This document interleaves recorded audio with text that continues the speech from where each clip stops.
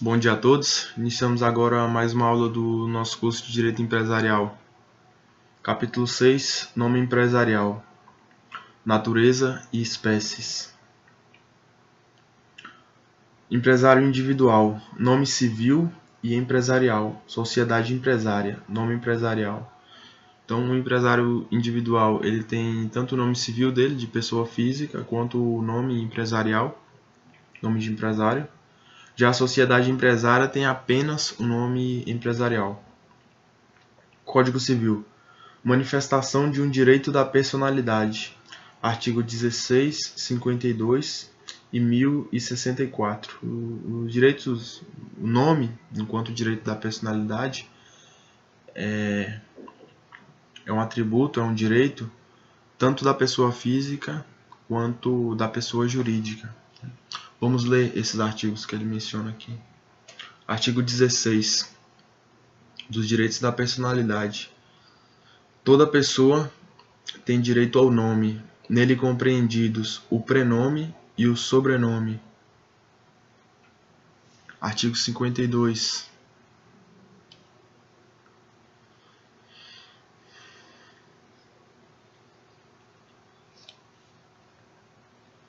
Aplica-se às pessoas jurídicas, no que couber, a proteção dos direitos da personalidade. Artigo 1064. Portanto, se há nome empresarial e o nome é definido como um direito à personalidade, o nome empresarial é um direito da personalidade da pessoa jurídica. 1064. Aqui, personalidade nesse sentido jurídico bem restrito. 1064. O nome empresarial não pode ser objeto de alienação. O adquirente de estabelecimento, por ato entre vivos, pode, se o contrato permitir, usar o nome do alienante, precedido do seu próprio, com a qualificação de sucessor.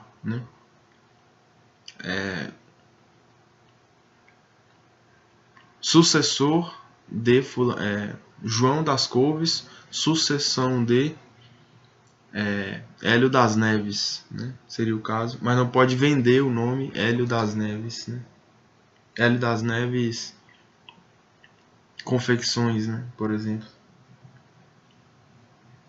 Nome empresarial, bem incorpóreo integrante do estabelecimento empresarial, patrimônio do empresário. Então, o nome empresarial, ele compõe o estabelecimento empresarial, que é o conjunto de bens,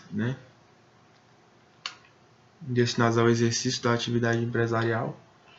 E um desses bens, no caso um bem incorpóreo, é o nome empresarial. O nome empresarial identifica o sujeito que exerce a empresa, e ele se distingue da marca, do nome de domínio e do título do estabelecimento. A marca é o sinal distintivo de produtos ou serviços. O nome de domínio é aquele nome do site, e o título do estabelecimento é o nome do ponto empresarial, o ponto comercial.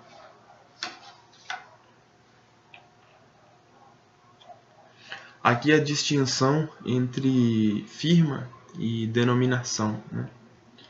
Ambos são modalidades de nomes empresariais.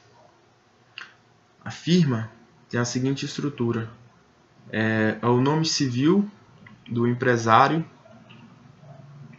ou dos sócios, conforme seja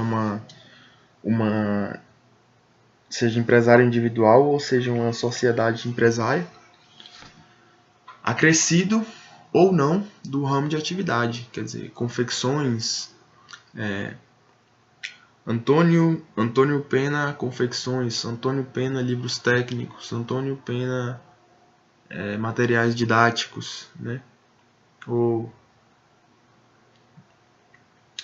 E a função da firma é tanto de identidade do empresário, da sociedade empresária, quanto a assinatura. A firma é a assinatura do empresário ou da sociedade empresária que adota a firma como nome empresarial. A denominação, por sua vez, tem a seguinte estrutura. É o objeto da empresa, vai constar o objeto da empresa, e o nome civil de algum dos sócios ou qualquer outra expressão linguística, né, que é chamado nome fantasia, né? Então, por exemplo, Céu Azul Lanches, né, que se eu não me engano é o nome é a denominação daquela lanchonete Skies, né? Então, Céu Azul é o elemento fantasia, Lanches o objeto da empresa, né? E a denominação, ela é somente a identidade da sociedade empresária, né? De modo que, ao lançar a assinatura, o representante legal da sociedade empresária vai lançar a assinatura civil dele, a assinatura dele representante, e não a assinatura própria do empresário, que só é cabível quando o nome empresarial adotado é firma. 2. Formação do nome empresarial.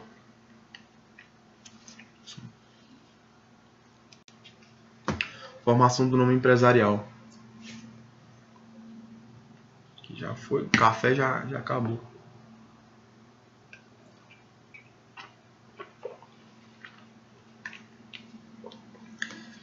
Empresário individual só pode utilizar firma. Empresário individual só pode utilizar firma, né? Então, um empresário individual sempre vai utilizar firma, que é o próprio nome civil dele, acrescido ou não, do ramo de atividade, né? Ele pode abreviar o nome civil dele e agregar o ramo de atividade, né? Por exemplo, Antônio Pena.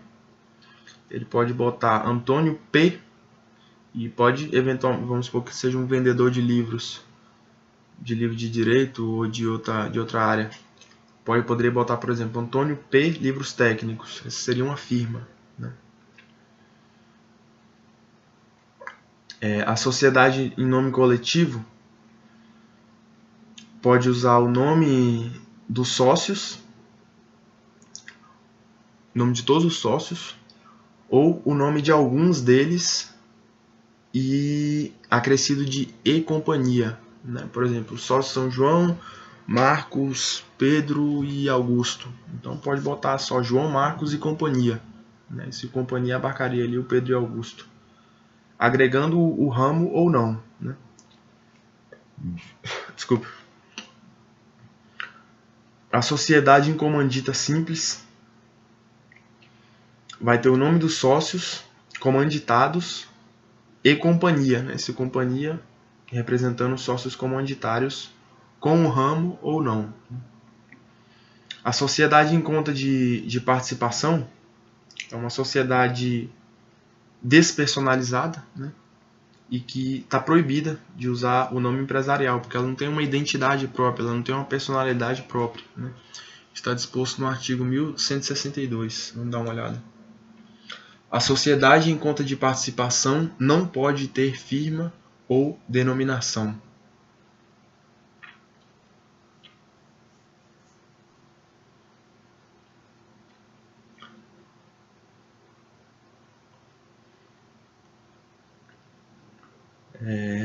A sociedade limitada pode adotar firma ou denominação, quer dizer, tanto a firma, quer dizer, o nome civil, acrescido ou não da atividade, quanto a denominação, quer dizer, o objeto da empresa, com o nome civil ou elemento fantasia, sempre acrescido da expressão limitada, ou LTDA, né, que é a abreviação de limitada.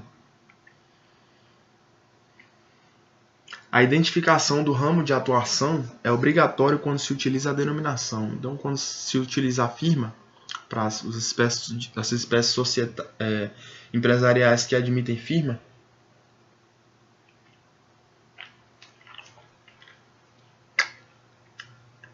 o ramo de atividade é facultado o acréscimo do ramo de atividade, né? Da expressão designativa do ramo de atividade. Já quando se adota a denominação, vai ser obrigatório a utilização da expressão que designa o ramo de atividade no próprio nome empresarial. A pessoa jurídica unipessoal, a IRELI, né, ela pode adotar firma ou denominação acrescido da expressão IRELI. Né? Isso está no artigo 980-A, parágrafo 1º do Código Civil. Dá uma olhada.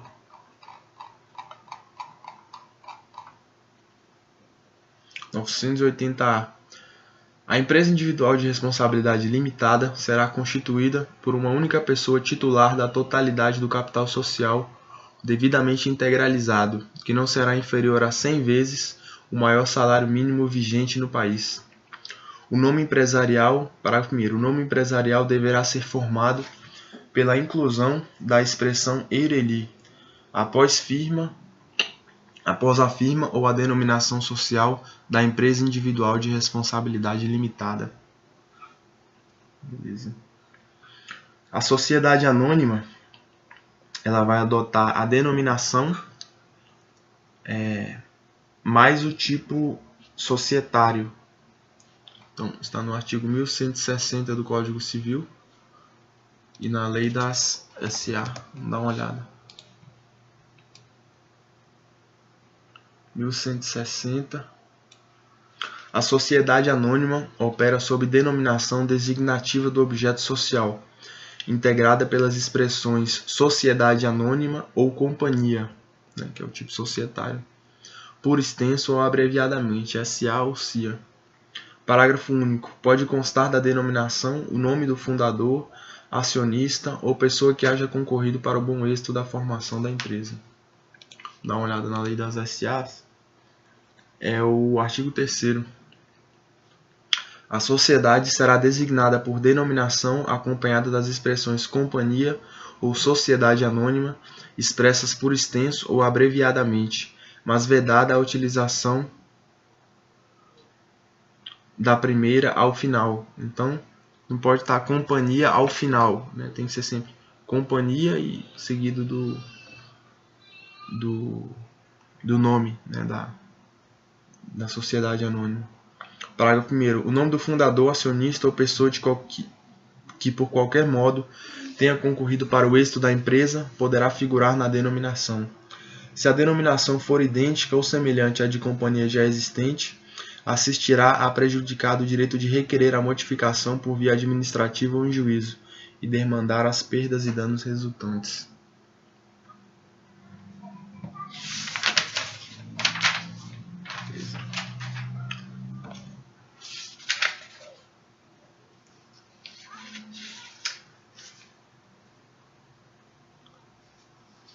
Vamos lá. A comandita por ações vai utilizar firma ou denominação sempre com o nome dos sócios que respondem ilimitadamente. Nós vamos ver que na sociedade comandita por ações tem ali o comanditado que responde ilimitadamente e o comanditário, né, que tem responsabilidade limitada. Então, a comandita por ações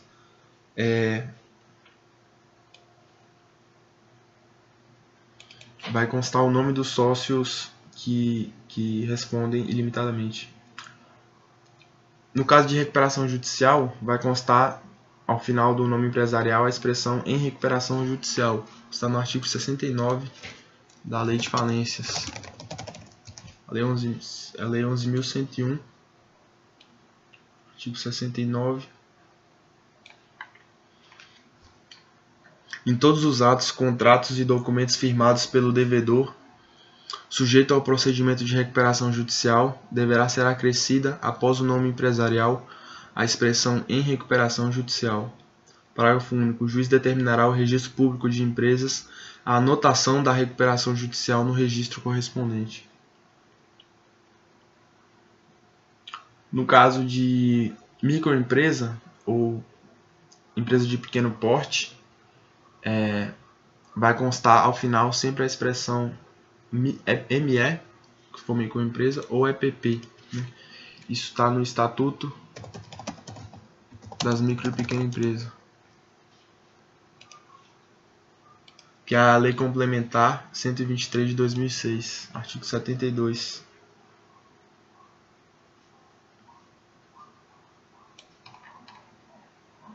Artigo 72. As microempresas e as empresas de pequeno porte, nos termos da legislação civil, acrescentarão à sua firma ou denominação as expressões microempresa ou empresa de pequeno porte, ou suas respectivas abreviações, ME ou EPP, conforme o caso, sendo facultativa a inclusão do objeto da sociedade. Ok. Ponto 3. Alteração do nome empresarial.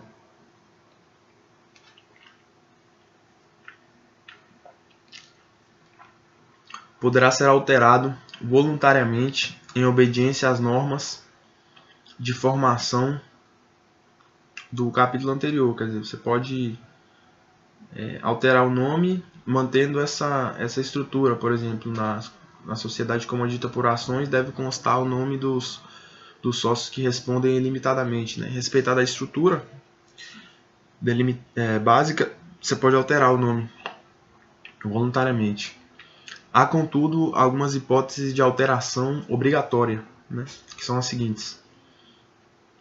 No caso de saída, retirada ou morte de sócio, cujo nome constava da firma social.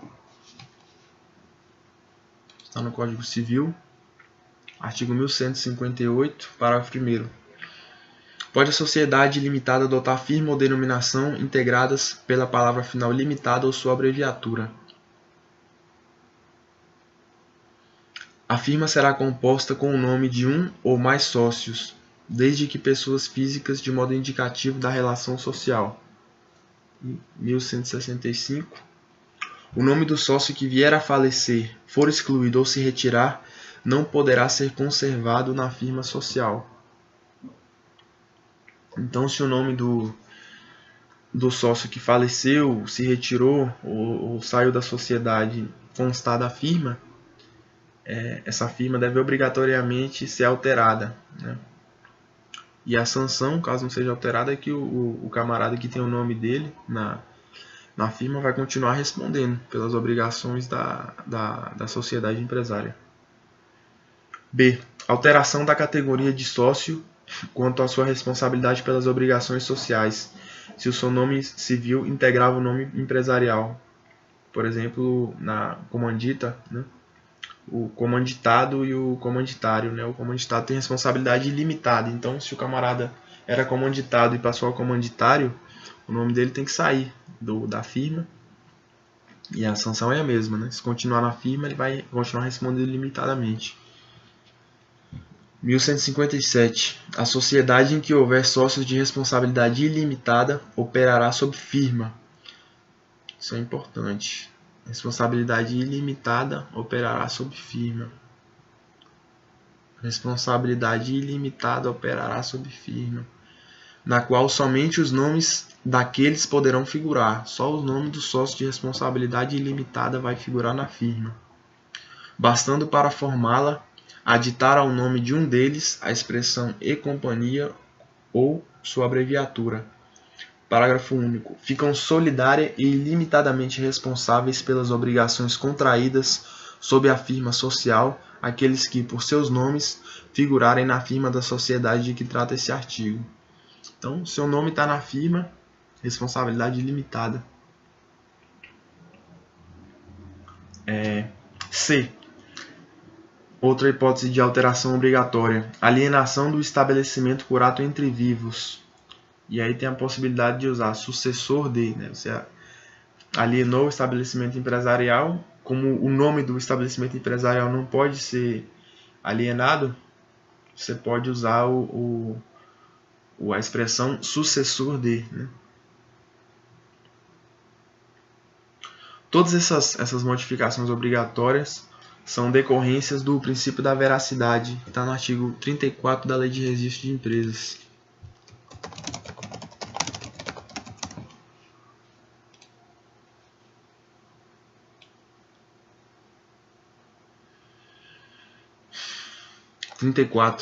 O nome empresarial obedecerá aos princípios da veracidade e da novidade, né? Veracidade é a correspondência entre o registro formal, né, o nome, e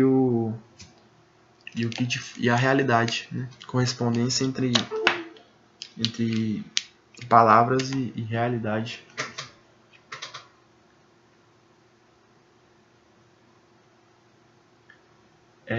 Esse princípio da veracidade sofre uma mitigação em relação a SA.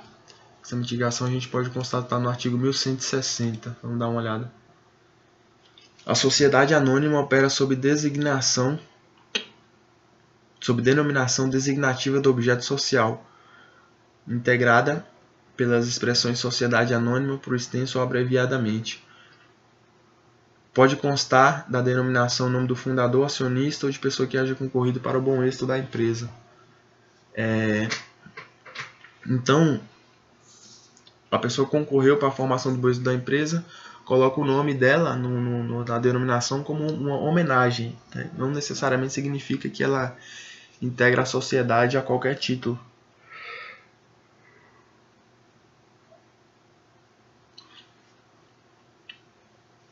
Outras hipóteses de alteração compulsória. A transformação, que é a alteração do tipo societário. E aí, nesse caso, conforme o tipo societário, há um regramento para o estabelecimento do nome. E no caso de alteração, o novo nome deve se adequar a esse novo regramento, né? A pena, pela inobservância desse preceito, e a ineficácia da transformação perante terceiros. O outro caso de alteração compulsória é no caso de lesão a direito de outro empresário, né? Se for um nome, uma cópia de um nome e etc., que estiver lesando outra pessoa, ela pode exigir a alteração compulsória, né, desse nome. 4. Proteção ao nome empresarial. Tutela de dois interesses: a preservação da clientela e a preservação do crédito, né? A proteção do nome empresarial ela visa evitar potenciais confusões, né? Seja perante instituições de crédito ou seja perante os clientes, né? E as demais empresas que negociam, né, com aquela empresa.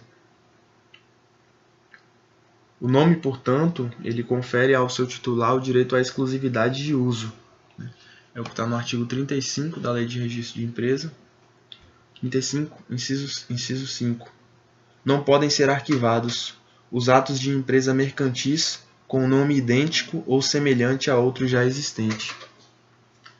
Artigo 1163 do Código Civil.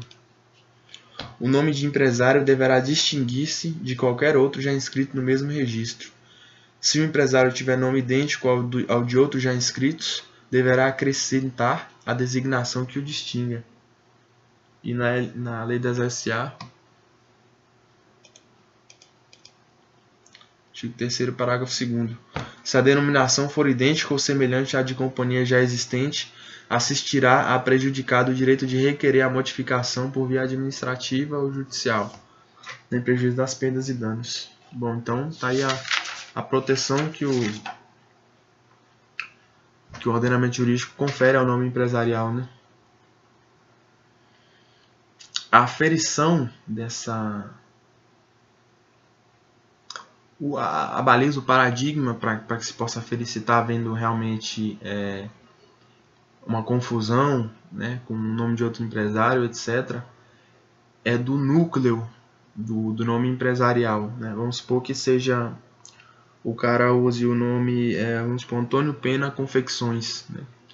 Se vier outra pessoa e botar Maria de Lourdes Confecções, não há confusão, né? O núcleo do nome não se confunde, né? O núcleo não é Confecções, o núcleo é Antônio Pena Confecções, né? Se tiver Maria de Lourdes Confecções, não há confusão. Agora, se existir, por exemplo, vamos supor, Antônio Pena Venda de Camisas, e vier um cara e criar um nome Antônio Pena Venda de Camiseta, evidentemente vai surgir aí um elemento de confusão, né? E a solução para essa confusão se resolve pelo critério da precedência, né? O primeiro a titularizar o nome, o elemento nuclear ali do nome, é o que vai ter direito à proteção. E o que titularizou depois, o que adotou o nome depois, vai ser obrigado a alterar o nome. Está no artigo 35, inciso 5 da Lei de Registro Empresarial, quer dizer, os atos de empresas mercantis com nome idêntico ou semelhante ao autor existente não podem ser arquivados. E aqui na Lei de Propriedade Industrial,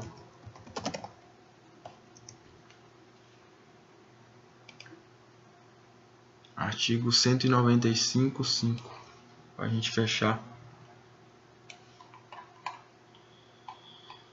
195.5. Comete crime de concorrência desleal quem usa indevidamente nome comercial, título de estabelecimento ou insígnia alheios ou vende, expõe à venda ou oferece à venda ou tem em estoque produto com essas referências.